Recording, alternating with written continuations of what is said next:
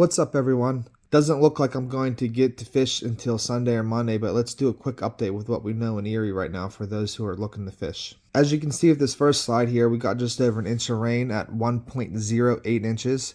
Might see some light rain here and there over the weekend, but not enough to affect anything. Next, we're going to take a look at the gauges. Rain raised the stream and topped it out at its highest point at 7 p.m. last night at 5.1 feet. It is down to 4.19 feet from the last reading here at 12:30. 3.75, the streams tend to be fishable down to 3.5, which have seemed to be a good sweet spot when the fish have typically really turned on for me in the past. The current discharge rate is 319 cubic feet per second. We like to see that drop down to about 200 to really start making it fishable.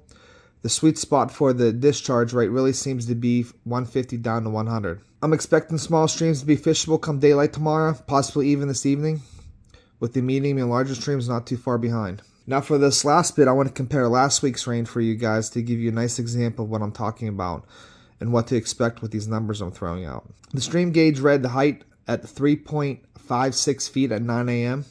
The discharge was 115 cubic feet per second at 9 a.m. And here are a few pictures I found on Facebook as a reference point. At this point, the water is still dropping and changing that brown color to green. If you time this right, it can be a really great time to be on the water fishing. I used to take a day off from work and fish these days during the week. Lucky for us, it has happened the last 2 weekends in a row. I know the fishing hasn't been great this season. I've been hearing a lot of conflicting reports, good and bad. There are fish there to be caught. The numbers are definitely not what we are used to. I've talked about why this could be a few times back in early October. The fact is, tomorrow's November, and they already warned us that lake effect snow is coming probably again this year. And unfortunately, that's only a few weeks behind. Go get some, guys.